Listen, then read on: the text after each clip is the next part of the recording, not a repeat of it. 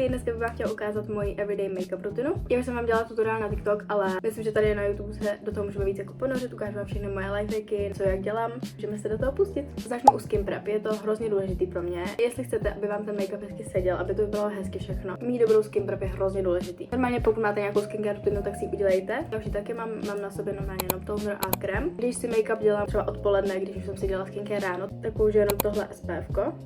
Dám se ho docela dost. I když je venku takhle hnusně a je zima, tak prostě SPF je strašně důležitý, měli byste ho asi každý den. Tohle je úžasně úplně lehoučký, pak ho necítím na tom obličeji. Já jsem taková jako živější, když to tak řeknu. Tenhle jeden krok dělám, když je venku jen hezky, anebo když je léto většinou, někdy i v zimě, ale jenom málo kdy. To je ten Say Glowy Super Gel z čínu Warm Glow. Tohle udělá tak hezky přirozeně rozjasněnou tu pleť. Většinou s těmihle věcma, jako jsou takový ty bronzing drops, já mám problém, že se to pořádně nerozmaže a potom tam jsou prostě fleky a je to vidět. U tohohle vůbec, ještě ani jednou se by to nestalo podle mě. A vlastně není to třpitivý, je to jenom lesklý, to se mi líbí, že to udělá prostě fakt jako přirozeně glowy pleť a nemáte tam vyloženě nějaký jako třpitky třeba. Vidíte, jak mám prostě úplně glowy tu pleť. To je to, co já prostě chci. Teď už jdeme na samotný make-up. Jako první krok je vždycky obočí a používám ten gel od Elfu. Já si obočí nějak nevyplňuji, nebarvím si ho, já myslím, že to není zapotřebí, jak vidíte. Já se vždycky snažím fakt jako pořádně takhle vymáchat tu štětinku, aby dala ten produkt mezi veškerý prostě ty chlopy, co tam mám. A teďka to učešu. Tohle je úplně úžasný gel. Já jsem zkusila už hodně produktů na obočí, ale nic mi asi nedrželo tolik jako tohleto. Takže teď to vypadá takhle, je to hodně fluffy. Něco se mi taky na tomhle gelu líbí, že tady máte i takovýhle prostě dva kartáčky. Já se omlouvám, na to za špinavý, já to fakt používám každý den. Teď vezmu tuhle tu stranu s tím kartáčkem. V podstatě se jako snažím to uhladit. Vlastně ten přebytečný produkt jako vyndám z toho obočí. Teď jenom tím plochým prostě takhle tímhle s tím, tak to uplácnu to obočí. A teď znovu tím kartáčkem. Já jsem to dřív dělala tímhle s tím, ale teď mi přijde, že to víc funguje tím kartáčkem. Takhle uhladím. Nevím se, aby to obočí vypadalo stejně, ale ono to moc jako nejde. Já mám pocit, že každý to obočí má úplně jiný tvar. Takhle se nejblíž dostaneme, aby to vypadalo podobně aspoň. Dalším krokem je bronzer. Já používám tenhle od Makeup by Mario od stínu Medium Dark. Použiju tenhle štětec, je takhle zkosený. To mi připomíná, že bych si ty štětce měla umýt, už to docela nechutný. Jenom ho tam prostě vymáchám v tom produktu. Dám ho neúplně pod lícní kost, ale dám ho tak jakože na roh, já nevím, jak to vysvětlit. Já se omlouvám, že to moje pojmy, někdy to nebude dávat smysl, omlouvám se, ale pokusím se na to vysvětlit, co nejvíc umím. A vytáhnu to až takhle jako ke spánku v podstatě. Dám trochu bronzeru i na nos a vlastně já se nesnažím ho ty vykonturovat, já ho jenom prostě takhle celý stmavím. Tohle jsem dělala na TikToku a docela to jako funguje. Prostě to jenom dám na ten vršek a ono to docela udělá ten nos hubenější, nevím, jak to funguje, absolutně nevím. Z toho produktu, co mám na štětci, tak jenom takhle dám pod jeho čelistí. Další je tvářenka. Já používám tohle od Rare Beauty, je to moje úplně nejoblíbenější. Mám ji v odstínu Work. Já se všechny ty produkty snažím takhle jako dát spíš beige, aby to tak jako zvednul obličej. Takže tvářenku si dám takhle sem. A použiju tenhle zase hodně takový fluffy štěteček. Kdyby bylo léto, tak použiju ještě tu tvářenku od Safe, od stínu Dreamy, ale ona je na zimu pro mě moc tmavá, že je hodně taková do růžová, tahle je taková neutrálně růžová, jestli to dává smysl. Tu tvářenku vytáhnu až ke spánku. Pokud jste ty tvářenky dali moc, nebo ty kraje vypadají tak, jako že nejsou úplně vybleněný se zbytkem obliče, tak vezmu jenom namočený beauty blender, který jsem ale pořádně vyžmala, takže tam prostě není jako žádná voda. Ty kraje jenom fakt jako lehounce takhle vyblendím. Mně přijde, že to udělá strašný rozdíl. Zase zbytek, co mám na tom četečku, tak ještě dám takhle na špičku nosu. Kdyby bylo léto, tak nedám tvářenku na špičku, ale dám ji sem a bude to vypadat jako, že je to sunkist, ale my samozřejmě to dám spíš na špičku, jakože mi je zima. Teď jdu na korektor. Používám tenhle od House Lab od stínu 11. Já ho nepoužívám moc, dám ho trochu jenom pod oči, takhle na špičku nosu, takhle na kraje a pokud mám nějaký pinky zrovna, což mám, protože jsem si je tady rozdrbala, tak ještě na ně. Já dělám takzvaný underpainting, že vlastně nejdřív dám bronzer a tvářenku a potom až přesto dám korektor. I když vlastně jako nedám ten korektor přesně na to. Mně se líbí, že to jako potom i s tím korektorem všechno jako zapadá, že tam jsou hrozně hezky přirozený přechody, než kdybych dala první korektor a až potom na to bronzer a tvářenku, potom na to bronzer a tvářenku. Pokud dávám korektor na pupínky, tak to rozmažu prstama, protože ono to potom víc kryje. Než přesto dám pudr, protože nechci, aby mi ten korektor zalezl do vrásek. Já používám ten od Huda Beauty, mám od Steam Peach Pie. Dělám tohle houbičkou na pudr, naberu si celkem dost toho produktu, ale teď ten zbytek, co je tady, tak já to nejdřív opráším do ruku. Jo, vidíte, kolik je tam jako navíc toho produktu. A ten zbytek na té houbičce dám takhle pod oči, podél nosu, jenom tady dělám takový trojuhelníček v podstatě. Ten zbytek, co jsem měla na ruce, tak to dám na horní víčka. Já chci mít ty víčka co nejvíc jako zafixovaný pudrem, protože když to není pořádně, mě se tam obtiskává řasenka. Vlastně tím pudrem zafixuju jenom ten korektor. Teď dám velkou vrstvu na nos a tam to na chvilku nechám se, protože protože nos je jediný místo na mém obličeji, co je mastný.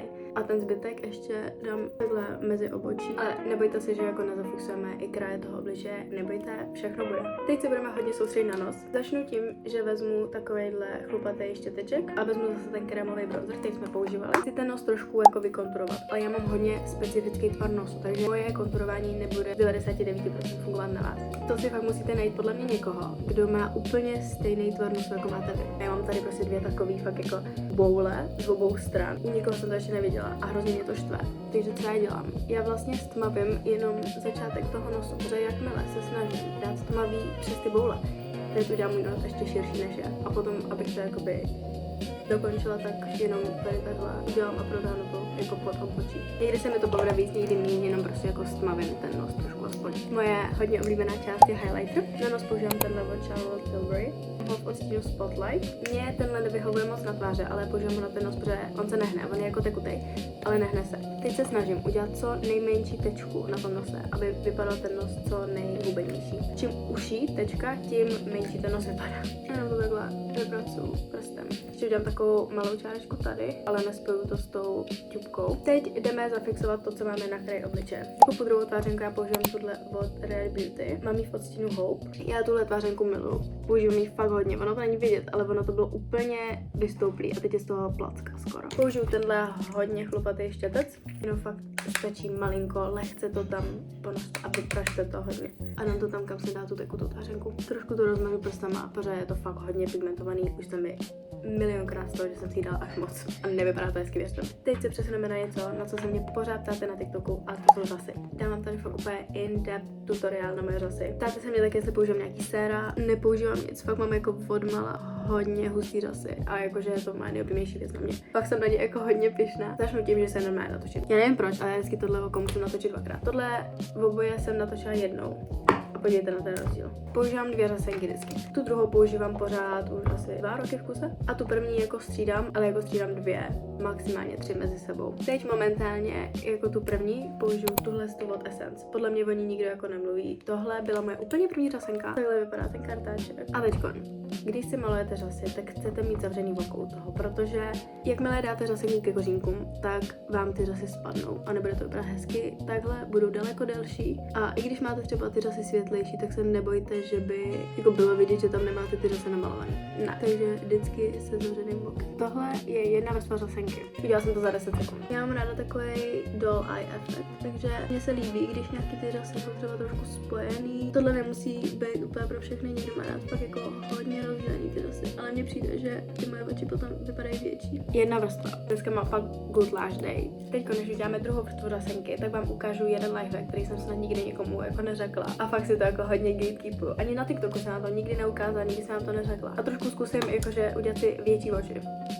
Budete na to potřebovat nějakou linku, která ale jako už moc nepíše. Jo, je skoro vypsaná, já vám to ukážu. Jo, jenom fakt dělat takovýhle lehonky, aby to vypadalo co nejpřirozenější a nikdo si toho posledně nevšimnul. Uděláte to do koutku, že vlastně namalujete takhle celý ten koutek tou skoro vypsanou linkou. A já vám potom ukážu jako rozdíl. Takhle to potom vypadá. Jo, buď jsem úplně delusional, anebo to fakt udělá rozdíl. Jakože. Takhle to není tolik vidět, ale já to prostě v reálu vidím daleko víc ten rozdíl. Jako, počkat, tak já to zkusím takhle. Takže tohle je jedno oko, tohle je druhý.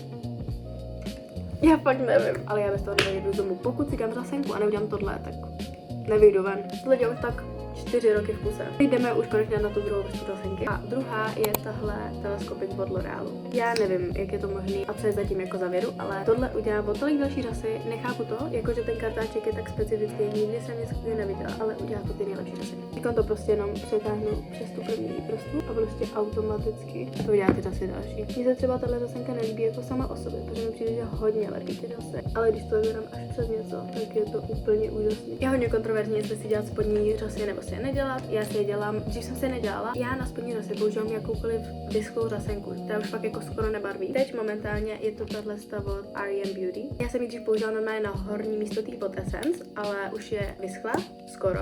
takže teď už to používám jenom na spodní. A fakt udělám jenom jako lehkou vrstvu a snažím se nějaký ty řasy spojit a udělat to takovej zase ten doll eye look. Jenom fakt takhle lehonce a ještě musím vyčistit víčka. Já na to používám jenom suchý uchošťov, mně přijde, že to funguje nejlíp, já ho nenamáčím, nedávám ho do mysláky, nic takového. Chápu, že když používáte voděnou řasenku, tak to asi nepůjde, ale takhle mě to normálně jde úplně nádherně. Co se týče rtů, tak nemám žádný lip combo, který bych použila jako pořád a neměl bych nic jiného. Můžu vám dát maximálně moje nejoblíbenější teďko.